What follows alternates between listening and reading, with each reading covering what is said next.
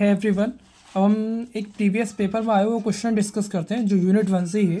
हमें प्रॉब्लम दी गई the pressure intensity at a point in a fluid is given by 3.924 newton per centimetre square. Pressure intensity दी है किसी point पर fluid में 3.924 newton per centimetre square.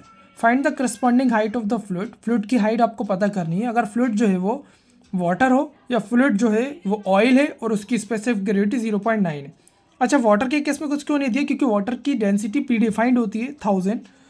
Oil की आपको specific gravity दी है, जैसे प्रीवियस क्वेश्चन में हमने किया था उसी तरीके से स्पेसिफिक ग्रेविटी की मदद से हम डेंसिटी ऑयल की फाइंड आउट कर पाएंगे।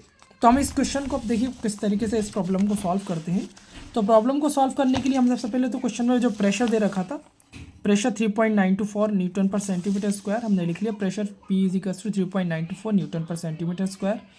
हमें पर मीटर स्क्वायर में रखना होता ना कि सेंटीमीटर स्क्वायर में, तो इसे कन्वर्ट करना पड़ेगा। तो मैं आपको बता दूं कि 1 मीटर में 100 सेंटीमीटर होते हैं, लेकिन ये सेंटीमीटर स्क्वायर है। तो मैं अगर स्क्वायरिंग करूँ दोनों तरफ तो आपका क्या हो जाएगा, अगर मैं स्क्वायरिंग करूँगा दोनों तरफ तो आपका जो आंसर है वो 1 का स्क्वायर तो 1 ही रहेगा मीटर स्क्वायर, 100 का स्क्वायर हो जाएगा 10 टू दी पावर 4। ये 10 टू दी पावर 2 है, इसका मतलब क्या है 10 टू दी पावर 2 स्क्वायर करेंगे तो 10 to the power 4 centimetre square. अब क्योंकि सेंटीमीटर से मीटर में जा रहा है, सेंटीमीटर से मीटर में जा रहा है, तो ये हो जाएगा 1 centimetre square is equals to 1/10 to the power 4 metre square, यानी 10 टू दी पावर 4 नीचे। अब ये तो सेंटीमीटर स्क्वायर ऑलरेडी नीचे था, तो 10 की पावर 4 पलट कर ऊपर मल्टीप्लाई हो जाएगा, यानी न्यूटन पर सेंटीमीटर स्क्वायर को न्यूटन पर मीटर स्क्वायर में मैंने बदल लिया। अब आपका पहला जो पॉइंट है वो है वाटर। वाटर के केस में आपको पता करना है, तो देखिए आपको हाइट पता करना है, प्रेशर दे रखा है। तो एक फॉर्मूला होता है, ये फॉर्मूला आप याद रखिएगा, काम आएगा। प्रेशर का फॉर्मूला यही लगता है, प्रीवियस क्वेश्चन में भी हमने लगाया था मैनोमीटर में, P is equal to rho ji H.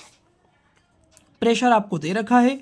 In case of water rho की वैल्यू होती है 1000, जी की value 9.81।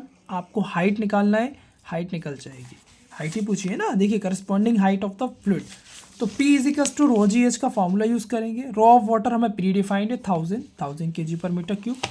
P is equal to rho ji h, rho की वैल्यू 1000, जी की वैल्यू 9.81, एच हमें निकालना है। ये सबको डिवाइड में ले जाएंगे तो H is equal to, solve करेंगे कैलकुलेटर से तो H is equal to 4 metre निकल कर आ जाएगा।